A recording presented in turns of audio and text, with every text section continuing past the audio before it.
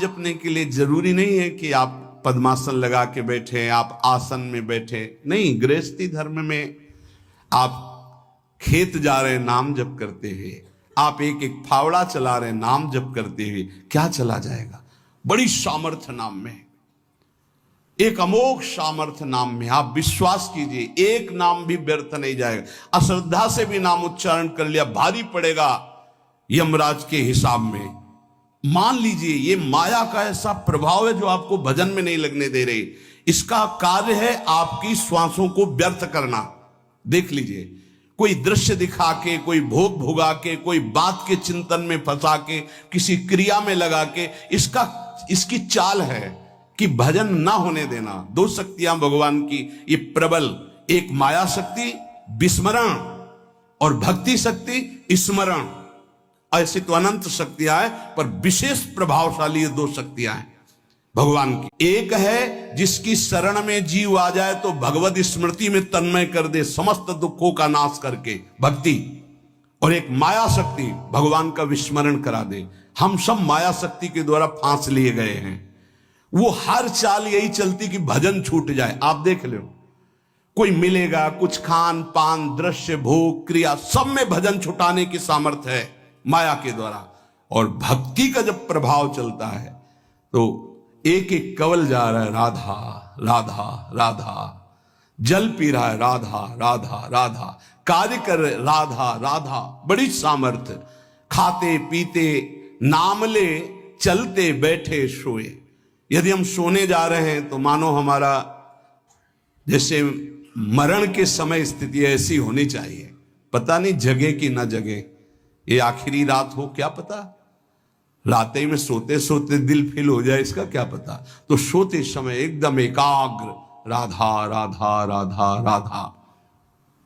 नाम ही ले जल पीजिए, नाम ही लेकर खा, नाम ही लेकर बैठिए, नाम ही ले चल राह।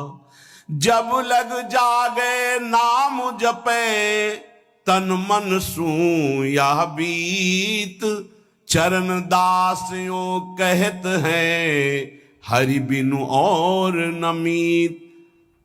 अगर जल भी पान कर रहे हो, नाम जप करते हुए करो, तुम्हारी बुद्धि को शुद्ध करेगा। एक एक कवल भोजन पा रहे हो, राधा राधा राधा, वो आध्यात्मिक बल प्रकट करेगा, विचार पवित्र करेगा, आचरण शुद्ध करेगा। नाम लेकर के बैठिए, नाम लेकर के चलिए, नाम लेकर के सोइए।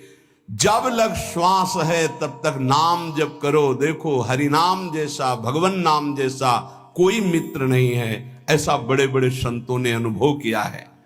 क्यों नाम जप नहीं हो पा रहा? कामी मति विष्ठल सदा चले चाल विपरीत। सील नहीं सहजो कहे, नैनन माही अनीति। गंदे नेत्र, जिधर देखे वो पापाचरण की वृत्ति देखता रहता है। वाणी गंदी, दूसरे की निंदा चुगली पाप करना। मति गंदी, काम बहुत ही गंदा मलिन स्वभाव बन गया है। जिधर देखो, मंदिर जाओ, संत के समीप जाओ, बहुत सावधान। बड़ा बढ़िया सौभाग्य मिला है, बिना भगवान की कृपा के संयोग नहीं बनता। जैसे आप बैठे सुन, उस समय आप वो वस्तु ग्रहण करो जो कहीं नहीं मिल सकती, सत्संग। उस समय भी आपकी दृष्टि मलिन जा रही। कामी मति विष्टल सदा, एक तरफ रबड़ी रख दो, एक तरफ विष्ठा पड़ा है, तो शूकर विष्ठा की तरफ दौड़ेगा। हम लोगों की बुद्धि शूकर की तरह हो गई, मलमूत्र के शरीरों के भोगने की तरफ भाग रही। कौन सा इसमें परम सुख है? अरे इसी से हटने के लिए तो भगवान ने अवसर दिया, मानव देह, सत्संग दिया, शास्त्र स्वाध्याय, भगवत भाव में डूबने का अवसर। फिर भी वही गति। सदा रहे चित भंग ही, हृदय स्थिरता नाही। ऐसे लोगों का बड़ा चित्त चंचल होता है, हृदय स्थिर नहीं होता है। क्या करें? अगर ये भी नाम जप करने लगे तो सब शांत हो जाएगा, काम शांत हो जाएगा, मति पवित्र हो जाएगी। अगर हमारे हृदय में काम बसा रहा तो नाम नहीं चल पाएगा, नाम रुक जाएगा। हमें एक एक चीज पावन करनी इसी नाम से, वाणी, नेत्र, श्रवणेन्द्री, संपूर्ण शरीर, अंतःकरण, तब भगवत मिलन होता है। इसी शरीर को भगवान हृदय से लगाते, ध्यान रखना। जब भगवान प्रकट होते हैं तो ऐसा नहीं है कि वो भाव में केवल प्रकट होते हैं, जैसे हम आप देख रहे हैं, हम आप मिल रहे हैं, ऐसे भगवान अपने भक्तों को हृदय से लगाते हैं। सच्ची मानिए, वो यही हैं, हर समय पास हैं। जिस समय हमारी इंद्रियां पवित्र हो गई, शरीर पवित्र हो गया, हृदय पवित्र हो गया, तो भगवान करुणा करके प्रकाशित हो जाते, माया का पर्दा हटा देते हैं। पूज्य नारायण स्वामी बड़े सिद्ध महापुरुष हुए, वो कह रहे हैं कि नाम कैसे आपका निरंतर चलेगा। इसके लिए जिस वाणी से नाम जप कर रहे हो, यदि झूठ बोलोगे, अरे आश्चर्य होता है, झूठ बोल करके तुम सोच रहे हो हम संभाल लेंगे। नहीं नहीं, झूठ तुम्हारा नाश कर रहा है, तुम्हें पता नहीं। जिस जिह्वा से नाम जप कर रहे हो, अगर नाम का विशेष फल प्राप्त करना है, जल्दी फल प्राप्त करना है, आपको दुखों से बचना है, पाप भस्म करना है, तो झूठ बोलना बंद करिए। क्या बिगड़ जाएगा आपका? सच्ची बोलने में क्या बिगड़ जाएगा? सच्ची बोलना शुरू करोगे, हिम्मत नहीं रह जाएगी पाप करने की। ये जो पाप करने की तुम्हारी हिम्मत पड़ रही, झूठ बोलने के कारण पड़ रही। नहीं, असत्य संपातक पुंजा, सबसे बड़ा पाप झूठ बोलना। उससे क्या होता है? हर चीज हम छुपाना चाहते, किससे? उस सर्वज्ञ परमात्मा से, गुरुदेव से। नहीं, झूठ नहीं। नाम इसीलिए नहीं चल पा रहा, थोड़ी दिन नाम चलाएंगे छूट जाएगा, क्योंकि आप झूठ बोलते हैं, पापाचरण करते हैं। अगर नाम को चलाना है तो नारायण स्वामी जी कह रहे हैं, पहली बात मौन का आश्रय लीजिए, कम बोलिए, अधिकतर चुप रहना सीखिए, तभी नाम चला पाएंगे। जो कार्य कर रहे हैं आप उस पर ध्यान दें, उस कार्य को एकाग्रता पूर्वक करें, वाणी को मौन रखें, उस वाणी से धीरे धीरे नाम उच्चारण करें। कम से कम 24 घंटे में 4 घंटे मौन का तो सबको अभ्यास कर लेना चाहिए। 24 घंटे में 4 घंटे मौन का। तो ऐसे ऐसे बुद्धिमान हो कहेंगे हम 6 घंटे मौन रहते हैं। कब? बोले जब सोते हैं तब। आप 4 घंटे कह रहे, हम 6 घंटे मौन रहते हैं। 24 घंटे में हम 6 घंटे मौन रहते हैं, बहुत बुद्धिमान है। बोले आप 4 घंटे कहते हो, हम 6 घंटे मौन रहते हैं। तो कब आप मौन रहते हैं? बोले जब सोते हैं तो 6 घंटे सोते हैं, मौन ही रहते हैं उस समय। मौन जागृत की कह रहा हूं, 4 घंटे का। नारायण स्वामी के बहुत बड़े महापुरुष हुए, तुम 4 घंटे मौन का अभ्यास करो, ऐसा निकालो 2 घंटे, 2-2 घंटे करके 24 घंटे में 4 घंटे मौन। उस समय हम किसी से बात नहीं करेंगे, नाम जप करेंगे। कार्य करो, कार्य करने के लिए मना नहीं कर रहे हैं। कम बोलो। आजकल लोग अपनी जीवनी शक्ति को बोलने के द्वारा बहुत नष्ट कर रहे हैं, व्यर्थ की बातें करते रहते हैं। 4 आदमी चल रहे हो, आप पीछे चलिएगा, सुनते, बेमतलब की बातें। नाम जप नहीं होगा, वो डिलीट नहीं होंगी, वैसे ही बनी रहेंगी, अगले जन्म के लिए तैयार हो रहा है। इसलिए नाम यदि सिद्ध करना है, नाम का फल लेना है, नाम का आनंद लेना है, तो वृथा भाषण बंद करो, बेकार की बात बंद करो। जितना कम बोलने से काम चल जाए उतना। सामने वाले को बोलने दीजिए, आप बीच में नाम चल रहा है, जी नाम चल रहा है। जब कोई आवश्यक बात हुई, पवित्र शब्द बोल दिया, नहीं चुपचाप सुनो। उसको लग रहा है कि आप संभाषण करो, मान लो रिश्तेदार है, नातेदार है, मित्र, अब आप व्यवहार में हैं, आप सीधे ये तो नहीं कह सकते हमसे बात मत करो, नहीं, हाँ बात कीजिए, लेकिन आप कम बोलिए, उसको बोलने दीजिए, आप नाम जप कीजिए, जरूरत भर बात कीजिए। बात में भगवान की चर्चा हो तो कोई बात नहीं, अगर प्रपंच की चर्चा है तो बचने की कोशिश कीजिए। अपने संबंधियों, अपने दोस्तों, अपने व्यवहारियों से व्यवहार, दोस्ती, संबंध शिथिल कीजिए, तभी नाम में प्रीति होगी। अगर ये कि अब हमारे दोस्त आ गए हैं तो फिर वो दोस्त छूट जाएगा नाम, अब बातें शुरू हो गई प्रपंच की। धन्य है ऐसी बुद्धि जो प्रियजनों से भी संभाषण केवल भगवत वाक्यों का, अन्यथा नहीं। इसीलिए इस मार्ग को वर्ण करना बहुत कठिन है। एक ऐसा तुम्हारा निवास स्थान होना चाहिए अलग, जिसमें अपने रिश्तेदार, नातेदार, व्यवहारियों का प्रवेश ना हो। आपकी शैया अलग होनी चाहिए। अगर नाम जापक नाम सिद्ध करना चाहता है, नाम का फल लेना चाहता है, नाम निरंतर चलाना चाहता है, तो जिस आसन पर आप बैठते हैं उसी में प्रपंची, विषयी, सांसारिक वृत्ति वाले बैठेंगे तो भजन की वृत्ति नहीं बन पाएगी। एक ऐसा, वैसे होते हैं घरों में बैठने वालों का अलग, लेकिन साधन कक्ष अलग होना चाहिए अपना। किसी का यदि प्रवेश ना हो तो आप देखेंगे कि आपके साधन के परमाणु आपको वहां बैठते ही तत्काल विक्षेप रहित करके भजन में लगा देंगे। अगर घर में ऐसा कुछ ना हो तो एक आसन अपना अकेला रखिए, जिस पर आप शयन करें वो आसन केवल आपका ही होना चाहिए। अगर वो सार्वजनिक बैठने के लिए ही है, ऐसी व्यवस्था नहीं, तो आसन समेट कर अपना अलग रख दीजिए और दूसरे आसनों पर बैठा लिए। फिर वो आसन हटाकर जब आप शयन करें तो आपका आसन होना चाहिए। इसका बहुत बड़ा प्रभाव पड़ेगा। कोई भी ऐसा दृश्य या पुस्तक ना पढ़ें जो वासनात्मक हो और प्रभु के नाम से आपको विमुख कर दे। अखबार आदि, समाचार आदि, ये हमारे चिंतन को नष्ट करते हैं। अगर नाम जप करना है, निरंतर नाम स्मृति बैठालनी है, एक घटना कई मिनट तक विक्षेप देती है। ऐसा हुआ, कैसे लोग हैं, अब उसमें तो समाचार ही हो रहे हैं, सैकड़ों बातें हो रही, पेपर है तो सैकड़ों बातें लिखी हैं, क्या क्या, अब वो सब दिमाग में भर गई। इतना व्यसन है किसी किसी को पेपर पढ़ने का, समाचार पत्र पढ़ने का, कि सुबह होते ही वो विरह में रहते हैं कि पेपर आ जाएगा। आया नहीं, और मिला तो ऐसी एकाग्रता से पढ़ते हैं जैसे वेदांत चिंतन करने वाला वेदांत चिंतन। चश्मा लगा, चाय रखी, ठंडी हो रही, उससे मतलब बीच बीच में चाय और चश्मा से और पूरे दिमाग में वही। अब क्या करेगा, जो पढ़ा है उसका चिंतन बनेगा, वही बोला जाएगा। अब जहां चार मिले तो तुम्हें पता है, उत्तर प्रदेश में ये हुआ, मध्य प्रदेश में ये हुआ, चर्चा दिमाग। नाम जापक पूज्य श्री नारायण स्वामी कह रहे हैं, अखबार पढ़ना, दुनिया भर की प्रपंच की जिसमें बातें हैं, ऐसे समाचार, ऐसे टेलीविजन देखना, ये तुम्हारे हृदय में नाम नहीं चलने देंगे, तुम्हारी स्फुरणा को गंदी कर देंगे, बेकार का वक्त खराब होगा।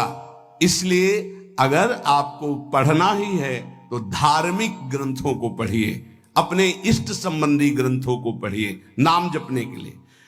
किसी को कभी वचन ना दें। पांचवा, बहुत बहुत पॉइंट की बात करें, यदि आपने किसी को वचन दे दिया और पूरा नहीं किया तो भजन का फल वहां जाएगा, ध्यान रखना। यही हमसे सब त्रुटियां होती रहती है अपने लोगों से। जाओ आज से बाद वचन दे दिया, हम ऐसा नहीं करेंगे, नहीं करेंगे चाहे मर जाएं। और अपने लोग ऐसे फिसड्डी हैं कि शाम के वचन देते हैं और सुबह फिसल जाते हैं। 2-4 दिन बोलते बहुत चला, फिर फिसल जाते हैं। बोले कसम से आज से ऐसा नहीं करेंगे। तो आप इसको खिलवाड़ न समझे, आपके सुकृत नष्ट हो रहे हैं, वासना आपके सुकृतों को नष्ट कर रही। दूसरा, जैसे आपने किसी से कहा कि मैं शाम के 5 बजे आ जाऊंगा, तो 5 बजने में 5 मिनट कम होने पर आपको पहुंच जाना चाहिए, 5 मिनट ओवर होने पर नहीं, उसके पहले ही आपको ऊपर। यह संतों के जीवन में देखा गया है। समय का बहुत बड़ा जीवन में अस्तित्व है। अगर आप किसी को समय दें, फिर उसमें प्रमाद स्थिति नहीं होनी चाहिए। 5 मिनट पहले पहुंचिए। समय दिया है किसी को तो 5 मिनट पहले उसको इंतजार ना करना पड़े।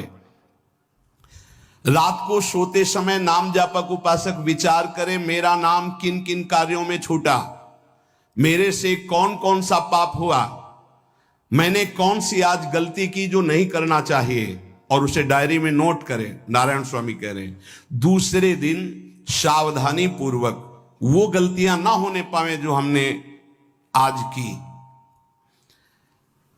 जब उपासक सत्य बोलना स्वीकार करता है तो उसके हृदय में डर जागृत हो जाता है। ध्यान रखना, डर ये माया के द्वारा प्रेरित है। अगर व्यापार में सत्य बोलेंगे तो पैसा अधिक नहीं आएगा, अगर हम सत्य बोल दिए तो डांट लगेगी, अगर हम सत्य बोल दिए तो सब लोग जान जाएंगे मैं ऐसा गंदा हूं। सच्ची मानिए, सत्य बोलने का नियम ले लीजिए, आप निष्पाप हो जाएंगे, आप महात्मा बन जाएंगे अंदर से, कोई भी पापाचरण आपके जीवन में नहीं रह जाएगा। भगवान का नाम सत्य है, उस नाम को चलाने के लिए झूठ बोलने वाला नाम को कैसे चला सकता है? सत्य बोलने से यदि तुम्हारा नुकसान हो रहा है तो तुम सह जाइएगा, नारायण स्वामी कह रहे हैं, उससे बड़ा लाभ आपको श्री भगवान प्रदान करेंगे। आप सत्य बोलिए। आजकल भगवान पर विश्वास नहीं, इसलिए झूठ पर विश्वास है। कलयुग की ऐसी प्रेरणा है कि सब झूठ बोलने लगे हैं, कोई डरता ही नहीं झूठ बोलने में। पूरा का पूरा, जैसे नहीं कहते कुछ तो सत्य होगा, ऐसे ऐसे महानुभाव हैं कि 100% झूठ बोल जाते हैं, 100%। धन्य है मोबाइल जो झूठ बुलाने में बहुत प्रवीण है, बहुत प्रवीण है। अरे भाई हम नहीं मिल सकते, आज हमारा मन नहीं है, खत्म खेल हो गया, सत्य बात है, नहीं मिल सकते आपसे, मत उठाओ फोन। अगर तुम्हें झूठे ही बोलना है तो फोन क्यों उठाओ? नहीं बोलेंगे, नहीं उठाएंगे तो समझ जाएगा कि उनकी रुचि नहीं। ये झूठ क्यों बोलना, सत्य बोलो।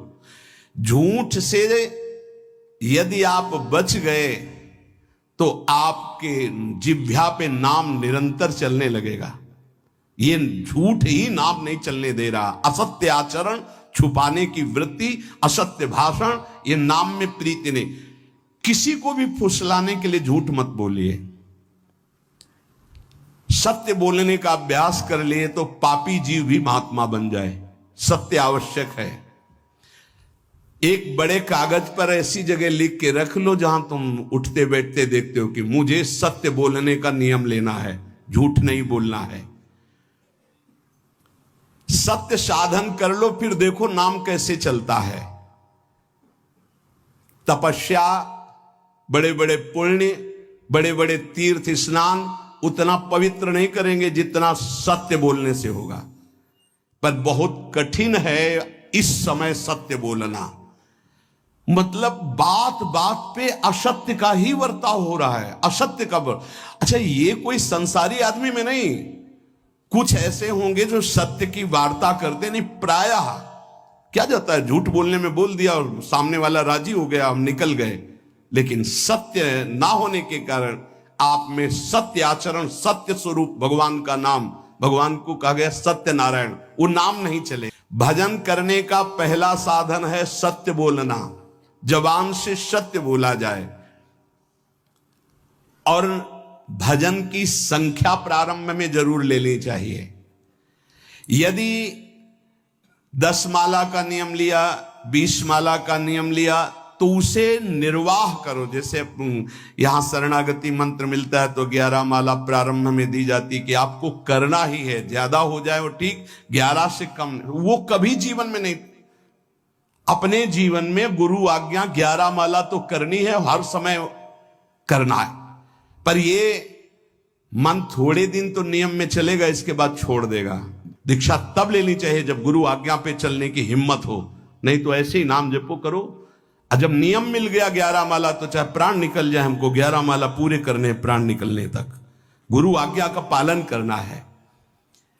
यदि आप नाम जब अधिक मात्रा में नहीं करेंगे तो जो आपको नाम मिला है उसका फल आपको अनुभव में नहीं आएगा। क्यों? क्योंकि नाम का हिस्सेदारी होती है, भजन की हिस्सेदारी होती है। जैसे किसी ने प्रणाम किया, वो भजन लिया। गृहस्थी को इसीलिए मना किया कि रास्ते में परिक्रमा मार्ग में हलवा पूड़ी ये सब बट रहा है, हाथ मत फैलाओ। वो दान कर रहा है, सुकृत कर रहा है, और कोई दूसरे ले विरक्त आदि। आप अपने भूख मिटाने के लिए 4 रुपया के चना लेके भले पालो, लेकिन दूसरे के द्वारा दिया हुआ हलवा मत पाओ। यहां धाम आए हो, भगवत कमाई करने आए हो, यहां नाम जप करो, कष्ट सहकर परिक्रमा दो। हो सके 4 रुपए की वस्तु लेकर के आप पशु पक्षियों को पवा दो, किसी एक का पेट भर, तुम मत पाओ दूसरे का। तुम चाहो तो उपवास कर सकते हो या प्राण पोषण के लिए रूखा सूखा थोड़ा खा लो। ये दूसरे के आराम से धाम में हम आए 2-4 दिन खूब खाए पिए, नहीं, भागीदारी हो जाएगी तुम्हारे पुण्यों की। वहां ऐसे फ्री नहीं है कुछ। भजन का भागीदार राजा भी होता है, जिसके राज्य में रह रहे हैं। जो अन्न देता है वो भजन का, जो वस्त्र देता है वो भजन। इसीलिए गृहस्थ को कहीं कुछ भी स्वीकार नहीं करना चाहिए, ये बहुत ध्यान रखिए। अगर आप कहीं तीर्थ साधु आश्रम कहीं जाते हैं, कोशिश कीजिए कि किसी से सेवा ना ले, और अगर सेवा ले तो उसके अनुसार फिर अर्थ दे दे। अगर आपने वहां भोजन पाया, पानी पाया, तो उसके अनुसार सोच ले कि अगर हम इतना खरीदते तो कितने का मिलता, वो दे दिया तो आपका भजन बच गया। कभी आपको कोई प्रणाम नमस्कार करे, तत्काल बराबर प्रणाम करो। किसी को अपना भजन का हिस्सेदारी नहीं, सबका मंगल हो। ये भजन जितना बढ़ेगा तो आपको भगवदाकार कर देगा। दिन रात 24 घंटे में 21,600 श्वास चलती है। 21,600 श्वास में 6 घंटा तो सोने के चले जाते, उसमें तो चेतना नहीं रहती। अब हमको अगर 21,600 नाम हमको जपने को मिल जाए तो हमारी हर श्वास सार्थक हो जाए। जो हम 5-6 घंटा सोते हैं उसमें जिनका अभ्यास है तो बात अलग है, नहीं तो वो व्यर्थ जाती है। तो हमें एक श्वास में कई नाम जपने का अभ्यास करना चाहिए, जिससे 200 माला फेरने पर ये 21,600 श्वासों की गणना पूरी होती है।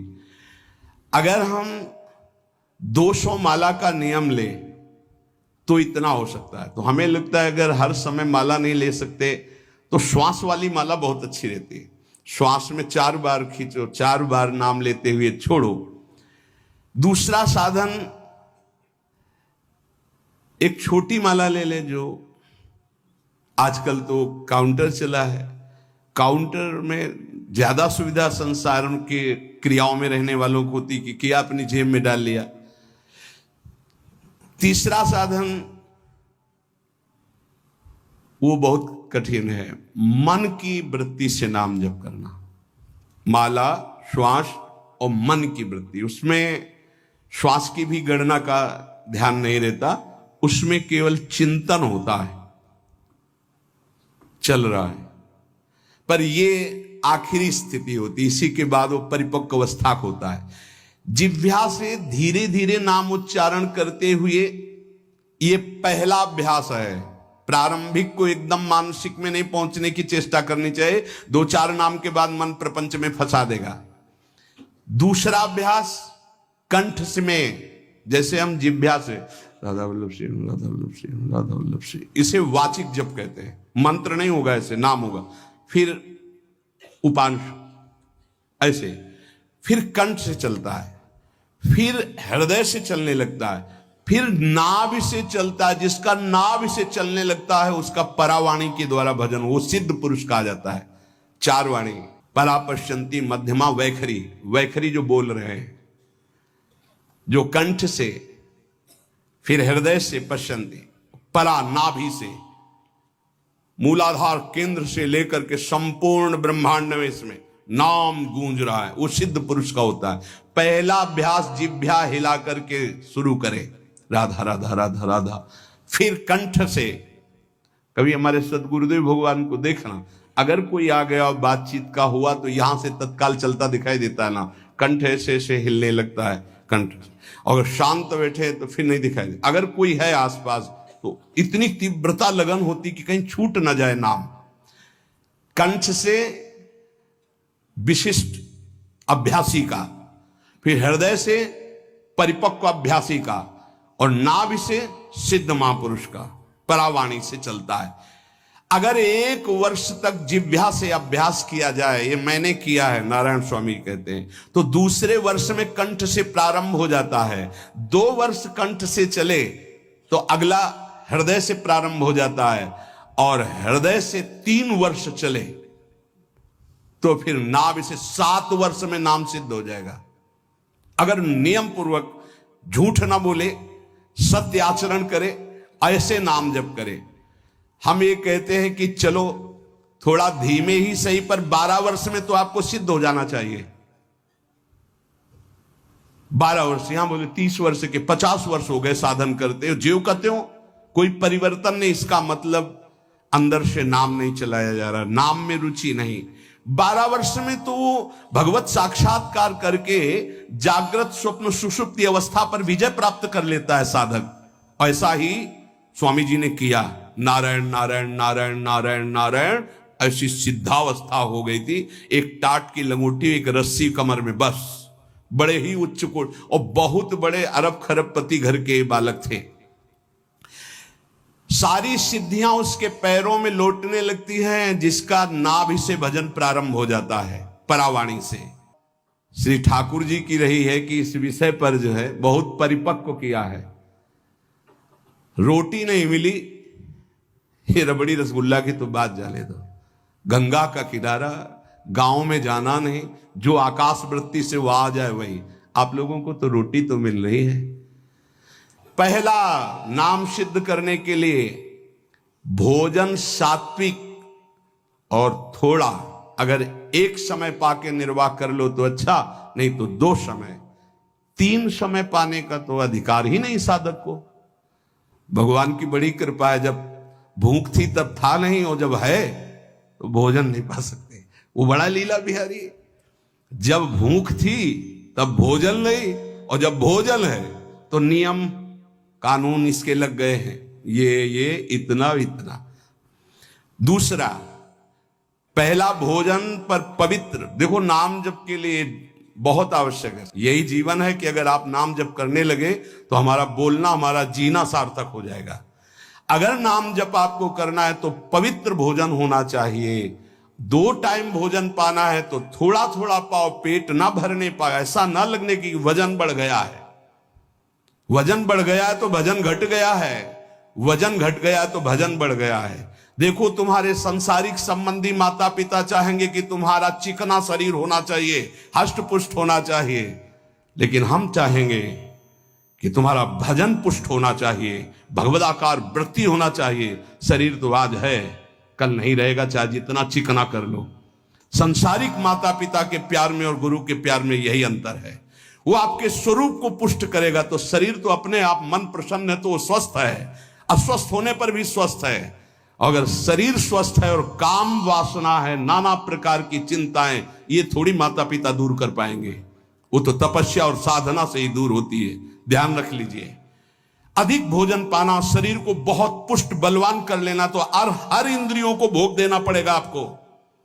वो कोई तपस्वी होता है, जो तपस्वी होता है वो संयमी होता है, जो संयमी होता है उसके चर्बी नहीं होती, ध्यान रखना।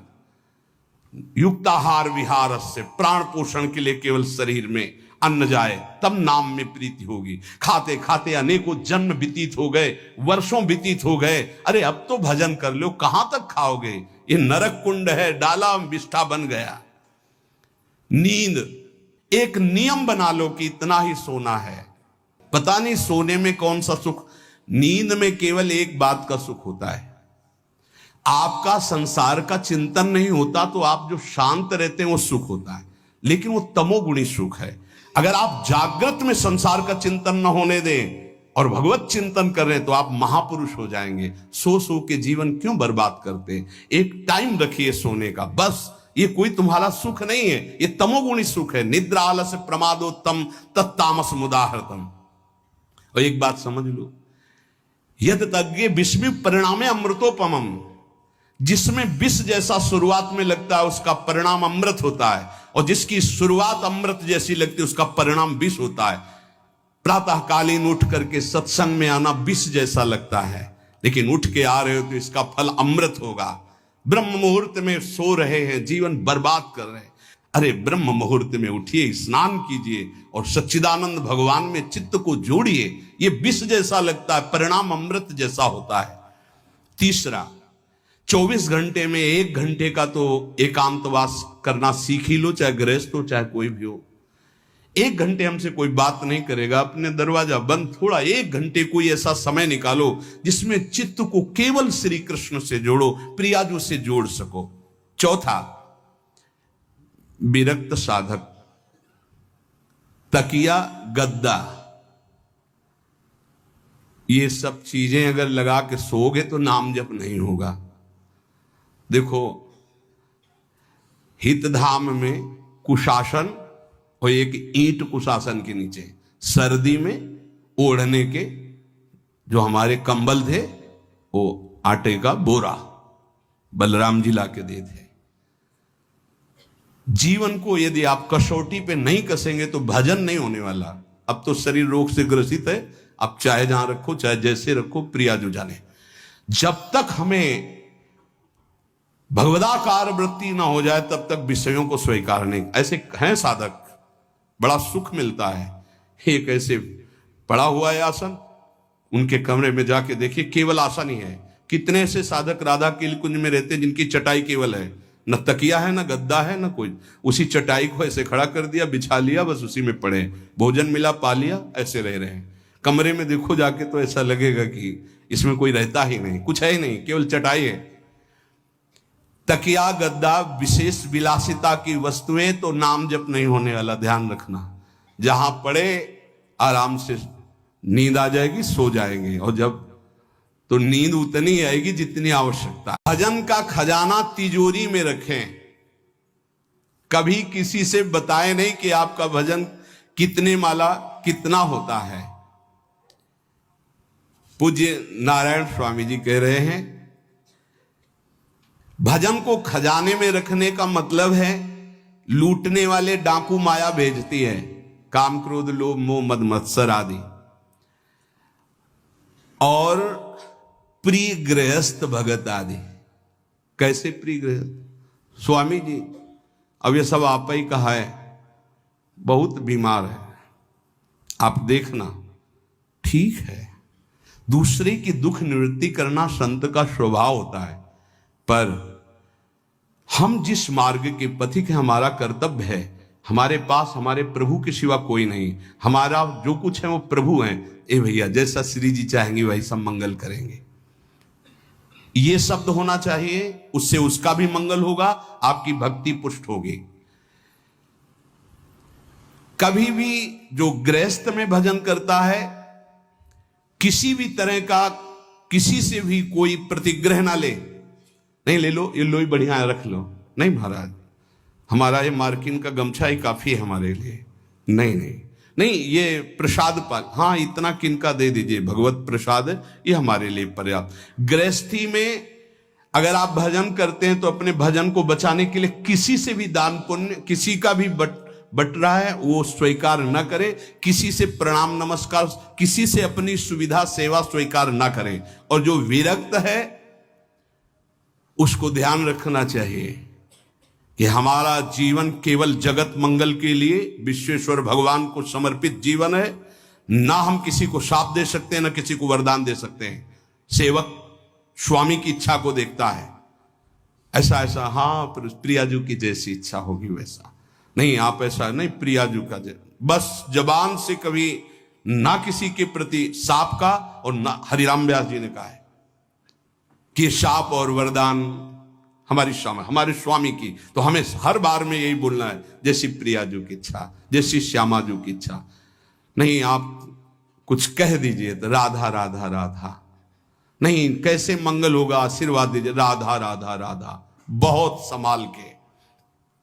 महात्माओं को इस बात में सावधान रखना चाहिए कि ये माया ममता का रूप धारण करके तुम्हारी तिजोरी को खाली कर देगी। खजाना लूटने के लिए माया बहुत अनुभवी महापुरुष है, सेवक के रूप में आती है, खास सेवक बनकर। आज तक जहां दगा हुआ है तो खास से हुआ है। जब वृक्ष कटने लगे तो आपस में बात की, भाई ऐसा कौन आ गया जो हमें काट सकता है? बोले हमारा कोई मिल गया। तो कुल्हाड़ में जो बेंट है ना, बोले मिल गया कोई हमारा। खास बन करके आती है माया, सेवक सेविका रूप लेके। बहुत अनुभव की बात महापुरुषों की, मान लीजिए विरक्त जनों के लिए खास बात है। सेवक सेविका रूप रख करके माया आएगी। इसके बाद अगर आपने स्वीकार किया, फिर तुम सेवक होगे, वो स्वामी होगी। समझ रहे हो? बहुत अंदर से इस बात को समझ लीजिए।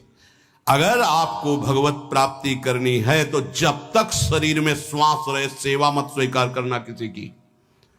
कपड़ा धुलाना, खाना पीना, भीख मांग के खाओ, भिक्षा अन्न, या आकाशवृत्ति से जियो। जैसे मना ना कपड़ा धो पाओ तो उतने पहनो जितना धो पाओ। किसी को अपनी सेवा में प्रवेश मत होने दो। अपने शरीर की सेवा, अपने जीवन की सेवा जब तक श्वास है तब तक स्वयं करो, नहीं तो तब लग जोगी जगत गुरु, जब लग रहे निराश, जब आशा मन में भई, जब गुरु और जोगी दास। इसलिए होश में परमार्थ के पथिक को कभी किसी की सेवा नहीं लेनी चाहिए, कभी किसी को सेवक नहीं बनाना चाहिए। भगवत भाव से नेकी कर दरिया में डाल, उपदेश दे दिया, चल अपने मार्ग में। जीवन की ये बात हमारी अनुभव की मान लीजिए। अगर निर्विघ्न पंथ निर्वाह करना है तो कभी किसी को यहां सेवक न बनाया जाए।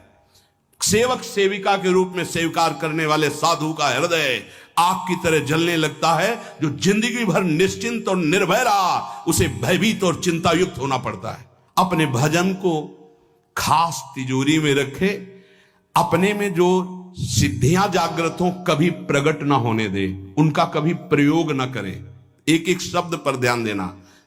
उसी को भगवत प्राप्ति होती है जो अपनी सिद्धि को प्रकाशित नहीं करता। ये माया त्रिशंकु की तरह लटका देती है, न स्वर्ग में न भूमि में। देखो सेवक जी महाराज कहते ऐसे न वैसे रहे मजरेडो पाछलियो जो करी निर्भाषित, न परमार्थ के न व्यवहार के।